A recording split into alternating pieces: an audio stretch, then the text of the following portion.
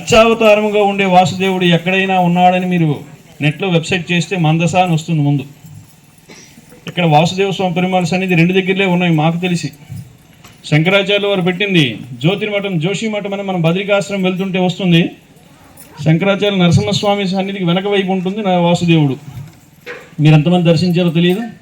అక్కడ వాసుదేవుని దర్శించి ఇక్కడ మందసలో మళ్ళీ వాసుదేవ పెరుమాళ సన్నిధి ఉంది. ఇది 14వ శతాబ్దంలో మందస రాజుల్లో రాజమణి దేవు అనే రాజు ఈ దేవాలయాన్ని స్థాపించినట్టుగా స్థల పురాణం. ఆయన కట్టడానికి ప్రధానమైన కారణం బ్రహ్మహత్యా దోషం. బ్రాహ్మణుడి యుద్ధంలో వధించేశాడు ఆయన. తర్వాత తనకి సంతానం కలగలేదు, రాజ్యం సుభిక్షంగా లేదు, తన ఆరోగ్యం కూడా అంత బాగోలేదు. ఏం చేయాలని రాజపురోహితులను అడిగితే ఏదో విష్ణువాలయం కట్టవయ్యా దోషం పోతుంది అని చెప్పారు, కానీ కట్టలేదు ఆయన కొంతకాలం. స్వామి అనుగ్రహం ఆయన పైన ఉండి బ్రాహ్మీ ముహూర్తంలో ఒక స్వప్నం వచ్చింది.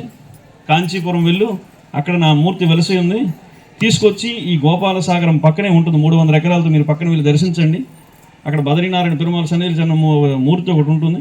ఇది ఈ ప్రాంతంలో కోట, ఈ పక్కదే కోట, కాలేజీకి ఇచ్చారు. అది క్రమేపీ ఇక్కడ నిర్మాణం చేయమని ఆదేశం జరిగింది అంతే. ఇది స్వప్నం అనుకున్నాడు రాజు, కానీ తెల్లవారు లేచి మనసు ఒప్పడం లేదు. కాంచీపురం వెళ్ళారు.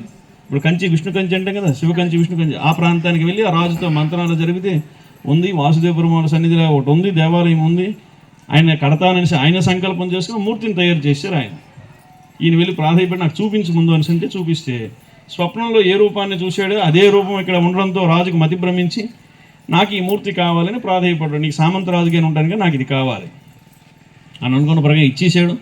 తీసుకొని వచ్చి ఈ ప్రాంతంలో వాసుదేవ దేవాలయం నిర్మాణం చేసి కోనర్కు శిల్పులు, ఇదంతా ఒరిస్సా, ఇది ఇంతకుముందు ఒరిస్సాలో ఉండేది, అదే నిర్మాణ శైలిలో నిర్మాణం చేసి 1780 ఎకరాల ఆస్తి ఈ దేవాలయానికి.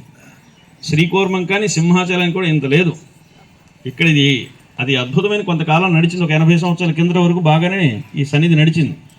అయితే రాజు నిర్మాణం చేసిన తర్వాత అద్భుతంగా 16 మంది అర్చకులు, 16 యంత్రాలు ఈ దేవాలయంకి ఉన్నాయి. యంత్రాల్లో ప్రధానమైన యంత్రం అమ్మవారు శ్రీచక్ర యంత్రం. ఎక్కడైనా యంత్రం సెపరేట్గా ఉంటుంది కానీ యంత్రం పైన అమ్మవారు కూర్చున్నట్టు ఇక్కడ ఉంటుంది.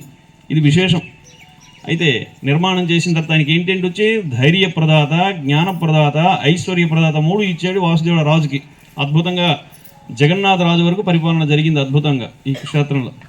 మీ అందరికీ దర్శిస్తే ఆ 3 ఇక్కడ లభిస్తాయి. ఇక్కడ ఎంతమంది మీరు అందరూ దర్శించారో వారికి ధైర్యాన్ని, జ్ఞానాన్ని, ఐశ్వర్యాన్ని వాసుదేవుడు ఇచ్చేవాడని పెద్దజీరు స్వామి ఇక్కడ చదువుకున్నారు కాబట్టి ఈ క్షేత్రం మనం వచ్చి దర్శించాం. వారి ద్వారా ఈ లోకానికి తెలిసింది ఈ 3 మాటలు.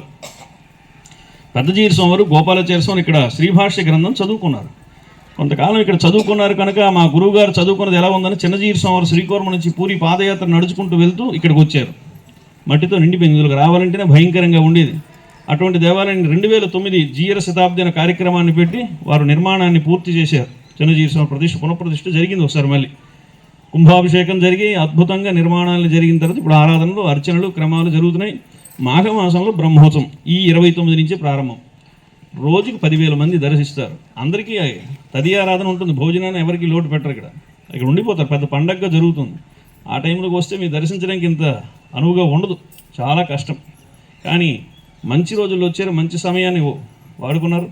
ఈ క్షేత్రానికి వచ్చిన తర్వాత ఇక్కడ నామాన్ని పలకాలి కదా, ఆ సమయాన్ని వృధా చేయకుండా మీరు భగవన్నామాన్ని ఏవైనా కొంత పుణ్యాన్ని సంపాదించాలి కదా, అది చెయ్యండి.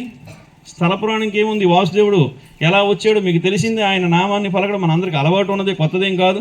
ఇక్కడ ఉన్న సమయాన్ని వాడుతారని ఆశిస్తూ జై శ్రీమన్నారాయణ.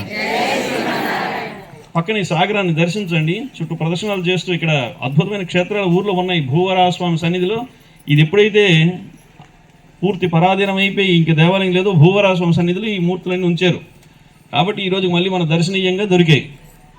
ఇక్కడ అద్భుతం చుట్టూ దగ్గరలోనే నరసింహస్వామి క్షేత్రం ఉంది.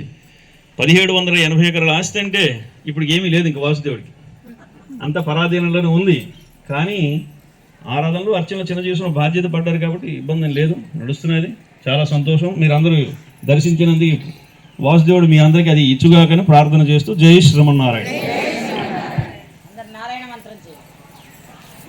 మన ఛానల్లో ప్రసారమవుతున్న అన్ని భక్తి కార్యక్రమాలు మరియు ఇతర కార్యక్రమాల లింకు మీ మొబైల్కి రావాలి అనుకుంటే డిస్క్రిప్షన్లో ఉన్న మా వాట్సాప్ గ్రూప్లో జాయిన్ అవ్వండి. అన్ని భక్తి కార్యక్రమాలు మిస్ కాకుండా వీక్షించండి. ఆ భగవంతుని కృపకు కరుణకు పాత్రులవ్వండి. మా కార్యక్రమాలను వాట్సాప్ గ్రూప్లోను, టెలిగ్రామ్ గ్రూప్లోను మరియు ఫేస్బుక్ పేజ్లోను కూడా వీక్షించవచ్చు.